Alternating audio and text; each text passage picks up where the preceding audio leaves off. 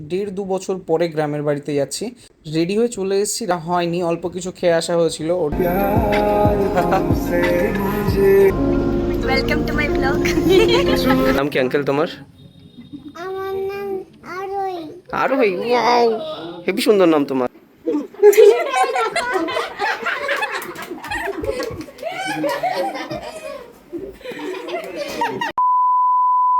Hello everyone, welcome to our new blog video. এখন সময় সকাল 7টা।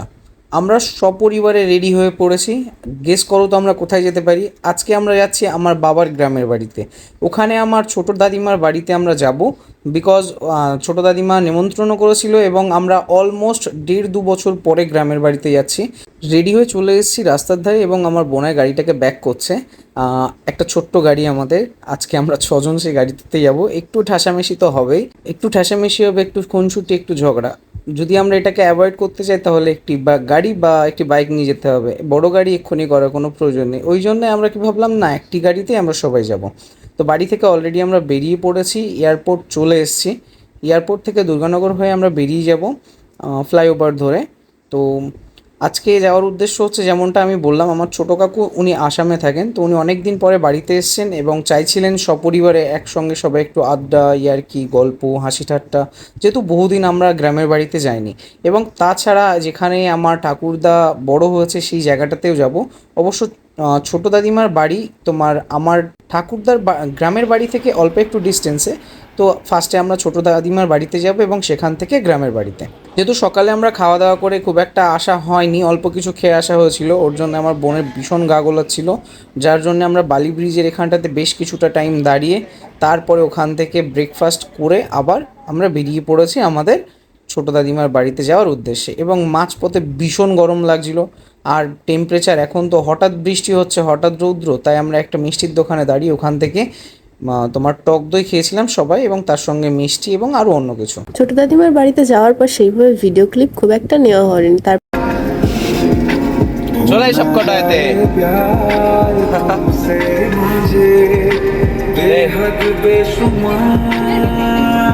আরেকটা কোথায় আমার, এই যে ওই দাদা এদিকে আয়।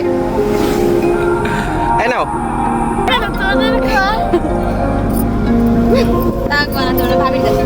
ভাবিলাম আমি নিতে পারবো না বলে বসে আছি। কি এরকম বানিয়ে দেবো বলো? এই সবাই গাড়িতে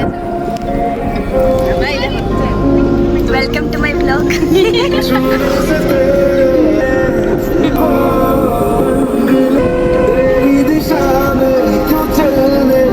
হেভি ক্যামেরা। তো যেমনটি আমরা ছোটো দাদিমার বাড়িতে পৌঁছে যাওয়ার পর আমাদের লাঞ্চ কমপ্লিট করলাম এবং সন্ধ্যার পরে আমরা সবাই একসঙ্গে ঘুরতে বেরিয়েছিলাম। তো এখানে যাওয়ার মতো তেমন কিছু নেই, তারপরেও আমাদেরকে একজন প্রেফার করলো যে তুমি এক কাজ করো, শরৎচন্দ্র চট্টোপাধ্যায়ের বাড়িতে ভিজিট করার কথা। তো আমরা বেরিয়ে পড়লাম, আমি, আমার ওয়াইফ, আমার বোন এবং আমার এখানে ছোটো দাদিমার বাড়িতে ছোটো কাকুর যেহেতু 3টে মেয়ে আছে, তো সেই 3টে মেয়ে একসঙ্গে আমরা বেরিয়ে পড়েছি। তো আসার টাইমে বেশ মজা করলাম, তোমরা ভিডিওতে দেখলে। এবং শরৎচন্দ্র চট্টোপাধ্যায়ের বাড়ির সামনে আমরা দাঁড়িয়ে আছি। এখানে কোনো টিকিট কাটতে হয়নি, নর্মালি তোমরা ওখানে ভিজিট করতে পারো। এবং ওখানে কয়েকজন আছেন যারা তার সম্পর্কে কিছু ডিটেলস দিচ্ছে এবং খুশি করে অল্প কিছু সামান্য তাদেরকে টাকা পয়সা দিলে তারা খুশি হয়ে যাচ্ছে। তো আমি দেখলাম বেশ সুন্দর বাগান বাড়ি, দেখতে বেশ ভালো লাগছে এবং আমার বোনগুলো ছোটাছুটি দৌড়াদৌড়ি করছে, কারণ ওরা ভীষণ আনন্দ পাচ্ছে। যেহেতু আমরা বহুদিন পরে পরে আসি একসঙ্গে, এরকম তো হয় না, কোথাও যাওয়া হয় না। তো আর যেহেতু ওরা 3জন ছোটো ছোটো মেয়ে, একাও কোথাও যেতে পারে না, এর জন্যে। আমার ছোটো কাকুর 3টে মেয়ে, তার মধ্যে সবচেয়ে দুষ্ট হচ্ছে এই ছোটোটা। দেখো, একে দৌড়োদৌড়ি, চিৎকার চেঁচামেচি এইগুলোই করতে ভীষণ পছন্দ করে। যেখানে ক্যামেরা সেখানেও ওর দিকে ক্যামেরা নিয়ে গেলেও একটা না একটা পোজ দেবে।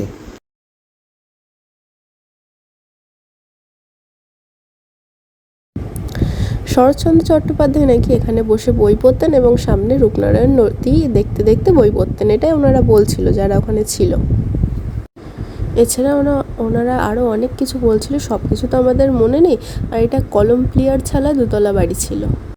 এই দরজা দিয়ে পিছন সাইডে যাচ্ছে এবং ওপরে 2তলা সিঁড়ি উঠে যাচ্ছে এই সাইড থেকে। আমরা ভাবছিলাম যে এই জায়গাটা হয়তো খুব একটা মানে লোকজন থাকবে না, কিন্তু ভালোই লোকজন ছিল, অনেকেই দূর দূর থেকে এখানে দেখতে এসেছিল। এটি ছিল পিছন সাইডের উঠোন, বা ওনাদের ভাষাতে বাগানবাড়ি বলতে পারো। পিছন সাইডে দেখো জায়গাটা সুন্দর, আর এই সিঁড়িটা উঠে চলে যাচ্ছে দোতলার দিকে। আমার সামনে যে পুচকুটা আছে, আমি এই পুচকুটার ভীষণ পিছনে লাগছিলাম, আমি এর ভিডিও শ্যুট করছিলাম, এর পালিয়ে পালিয়ে যাচ্ছিল। তো দোতলাতে আসার পর এই ব্যালকনি থেকে ভিউটা সেই লাগছিল, তোমরা দেখতে পারো চারি সাইডে সবুজে ভরা গাছপালা আছে। আমার এখানে এসে বেশ ভালো লাগছিল। এই ব্যালকনিতে একটি বেঞ্চ রাখা আছে, আমি ভাবছিলাম এই জায়গাটায় বসে যদি এক কাপ কফিও তো হাতে আর গল্প করার মতো, খুব সুন্দর এটা একটা জায়গা। তারপরে আমি আমার বন্ধুদের পিছনে লাগছিলাম, কারো চুল ধরে টানছিলাম, কারোর সাথে ঝগড়া করছিলাম, বেশ মজা লাগছিল।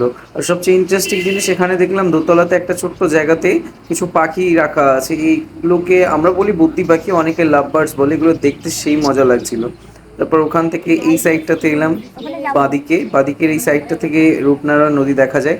অবশ্যই এখন গাছপালাতে ঘেরা এবং অনেক কিছু ছিল যার জন্য দেখতে পেলাম না, কিন্তু তাও অল্প একটু দেখা গেছে। আর ওখান থেকে ভিউটা তো সেই সুন্দর লাগছিল, সন্ধ্যাবেলা সূর্যাস্তর ভিউ দেখতে বেশ ভালো লাগছিল। তো আমরা ফাইনালি ওখান থেকে নিচে নেমে এসেছি, এবারে আমরা এরপরে বেরিয়ে যাব, কারণ অলমোস্ট আমাদের ঘোরা কমপ্লিট হয়ে গেছে। যখনই আমরা সিঁড়ি দিয়ে নিচে নামলাম, দেখলাম সামনে পুচকিটা তার বাবার কোলে বসে আছে।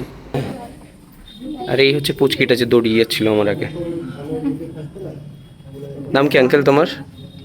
আমার নাম আরোই। আরোহী, ওয়াও, হেবি সুন্দর নাম তোমার। টাটা। আমাদের দোষ না, হ্যাঁ, এই তিনটে মেয়ের পাল্লায় পড়ে আমরা কবরস্থানে এসেছি। তাও আবার আমারও জুতো, তিনটেরও জুতো, আর মাথায় ওড়না অর্ধেক অর্ধেক। একজনের তো নেই, এটা সেরা ছিল বাবা। শরৎচন্দ্র চট্টোপাধ্যায়ের বাড়ির পিছন থেকে একটি কাঁচা রাস্তা নেমে যাচ্ছে, যেটি রূপনারায়ণ নদী পর্যন্ত যাচ্ছে। কেয়ারটেকার আমাকে বললো যে রূপনারায়ণ নদীর পাড়ে বেশ কিছু ছোট স্টল আছে, ওখান থেকে তোমরা খাওয়া দাওয়া করতে পারো। এখানে যে স্টলগুলি ছিল তার মধ্যে কিছু খাবারের দোকান ছিল, চায়ের দোকান ছিল, ফুচকা এবং মোমোর দোকান ছিল। আপনারা যদি হাওড়া জেলাতে এসে প্রেম করার জায়গার অভাব পান, তাহলে এখানে চলে আসবেন। আমাদের এই ভিডিওটি কোনো স্ক্রিপ্টেড ভিডিও নয়, আমরা গ্রামের বাড়িতে ঘুরতে এসেছিলাম, তো সেই সুযোগে কিছু ভিডিও ক্লিপ নিয়ে সেগুলোকে জুড়ে একটা ছোট্ট মেমোরি ভিডিও তৈরি করলাম। যে আমরা ভবিষ্যতে কখনো যাব কি যাব না তারও তো সঠিক কোনো ঠিক ঠিকানা নেই, যার জন্য পরে এই ভিডিওগুলো দেখলে সেই মেমোরিগুলো যাতে আমাদের মনে পড়ে এবং আমরা নিজেদের মধ্যে হাসি ঠাট্টা মজাই আর কি করতে পারি। যদি এর মধ্যে কোনো কিছু খারাপ লেগে থাকে তাহলে আই এম রিয়েলি সরি। নাও বাজাও দেখি কেমন লাগে। কি অবস্থা! ও আজকে পিঙ্কি পিঙ্কি পরে আছে। চলো। আমরা যখন রূপনারায়ণ নদীর একদম পাড়ে চলে এসেছিলাম, এখান থেকে রূপনারায়ণ নদীটিকে দেখতে খুব সুন্দর লাগছিল। আমার হাজব্যান্ড যখন ভিডিও করার জন্য মোবাইল থেকে জুম করছে, তখন দেখলো এখানে অনেক কাপল বসে আছে তাদের কোয়ালিটি টাইম স্পেন্ড করার জন্য। এখানে 90% দেখলাম কাপেলগুলো সব কলেজ স্টুডেন্ট, তো ওরা আই থিঙ্ক কলেজের ক্লাস বাঙ্ক করে এখানে এসছে। আর আশেপাশে কোথাও কলেজ আছে কিনা আমার জানা নেই, কিন্তু তারপরেও একটা জিনিস বলতে পারি, রূপনারায়ণ নদীর এখান থেকে ভিউটা সেই লাগছিল। আমরা বেশ কিছুটা টাইম এখানে স্পেন্ড করেছি, হাসি ঠাট্টাই আর কি, গায়ে জল ছোড়া, ঠিক আছে, পা জলে দিয়ে বসে থাকা, বেশ মজা করলাম। তারপরে ওখান থেকে আমরা চলে এলাম ফুচকা খেতে। এখানে ফুচকা খাওয়া নিয়েও সবার মধ্যে ঝগড়া মারপিট চলছিল, এই বলছিল আমি খাবো না, ও বলছিল আমি খাবো না, এইসব হচ্ছিল। ওইদিকে ফুচকা, এবারে তাকা, এদিকে এবারে তাকা।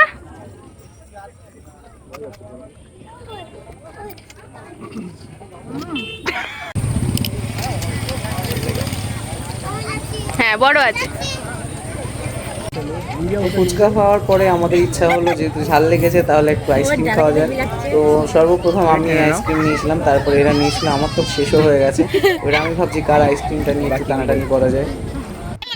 আমার তো সবচেয়ে বেশি মজা হয়েছে এই পুচকুটার সঙ্গে, এর নাম গুল্লু, ঠিক আছে, ভীষণ দূরত্ব এবং ভীষণ কি বলবো বদমাশ বলা যেতে পারে, ঠিক আছে।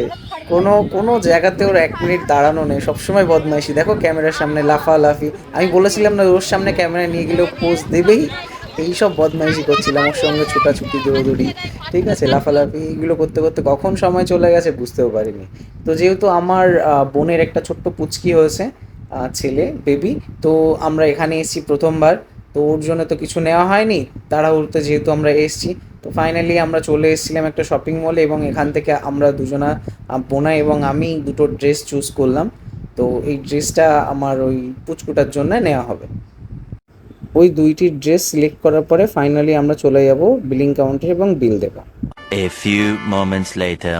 আজকে সারা দিনটা ভীষণ দৌড়াদৌড়ি ছোটাছুটি এবং মজার মধ্যে কাটালাম। ফাইনালি আমরা সবাই বাড়িতে চলে এসেছি এবং বাড়িতে আসার পরই আমি মানে এই বোনেদের হাতে শিকার হলাম একটি প্র্যাঙ্ক ভিডিওতে। টেস্ট করাতে বলে তখন কি করবো ভাবি। আমাদের জন্য করে নিয়ে যাই একটা গ্লাস, হ্যাঁ, অন্য করে কিছু দেবো না। ভুল করছো। হ্যাঁ আরেকটা কিছু দেখে ওই সবটা দিয়ে দেবো। আর একটু দাও, একটু দাও, একটু। তোমার মেয়ে খালি করে দেবে রান্নাঘর না দিদি।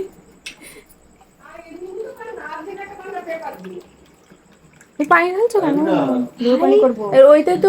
আমি তো মেপে নিয়ে নেবো, আমি এটা দেখছি মেপে দাদার জন্য আর একজনের করবি। এটা আগে তেমন কেন? হ্যাঁ দৌড়বে। হলদি দিয়ে লাগছিল, এটা দিয়ে ভুল হয়েছে।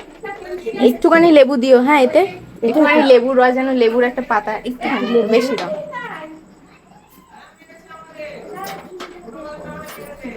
হ্যাঁ হ্যাঁ এটাই দাও। ঠিক আছে, হ্যাঁ আর দিতে হবে না, আর দিতে হবে না। দিয়ে যেন লেবুর খোসাগুলো তো পড়ে থাকে। হ্যাঁ না একটু গুলে দাও।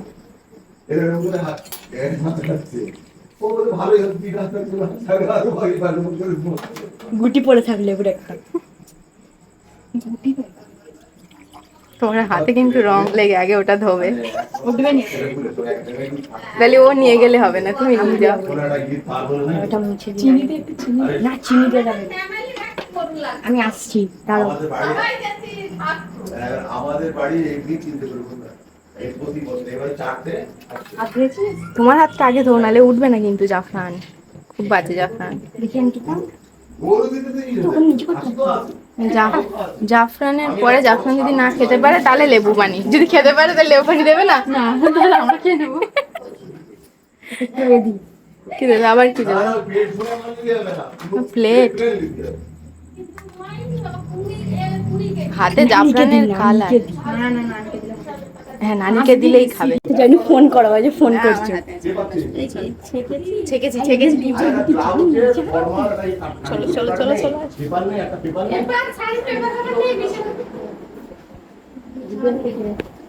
মিষ্টি খাবে?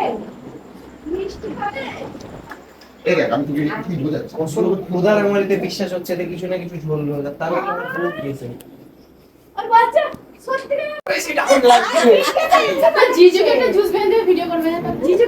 আচ্ছা আমাকে দে দেখি, আমি খেয়ে দেখছি। এইবারে তো অর্ডার করতে ঠিক তো আছে, কি খারাপ? হ্যাঁ তো ঠিকই তো।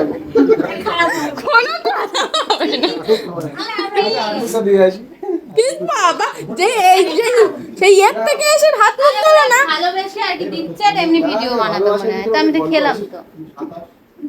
क्या हुआ?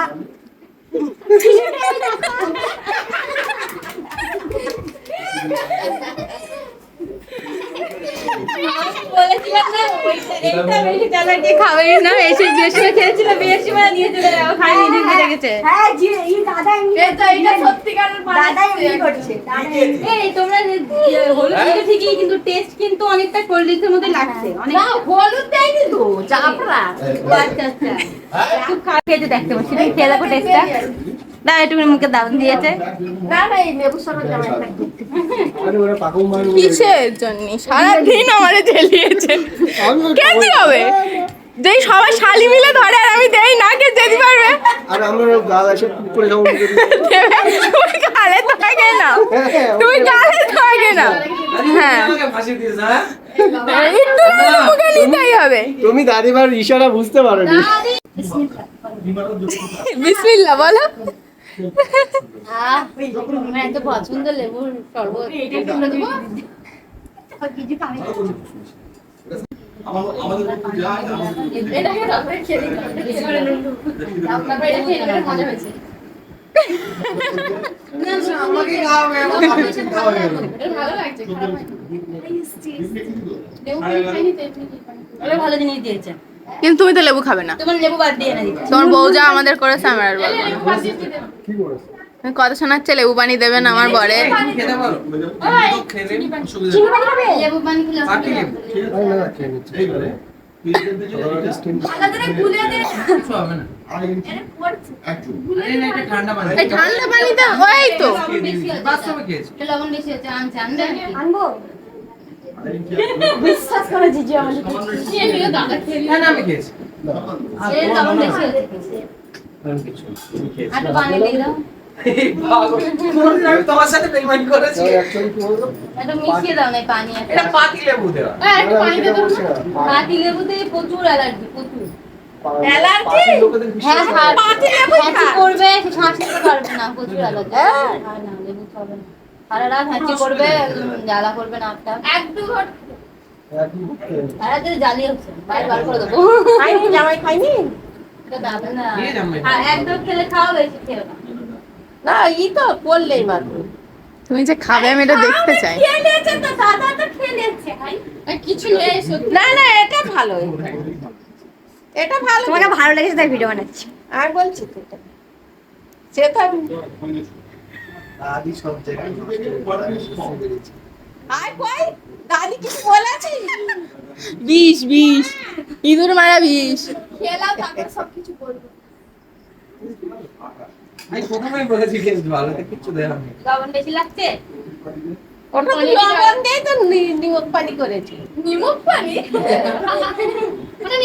নুন চিনি পানি এনে দেবো না এবার কি জেহার এনে দেয় ডাইরেক্ট জেহার এনে দেয়। একবার চামচ নুন দিয়ে চাপতে না কারণ খাটা পানি তো সেরকম হয় না নুন দিলে দাদা নিচে নুন দিল না সেরকম হয় না ওকে দিল না ওই জন্য বললো না গুলে দাও নিচে নুন বসে গিয়েছে। কিন্তু আমাদের ভালোই লেগেছে। দেখো বন্ধুরা আম পাড়ছে এখানে একজন মাস্টার শালা বোনাই আমচোর সাথে মিশন ফেল। কোথায় গেল আমার নিচে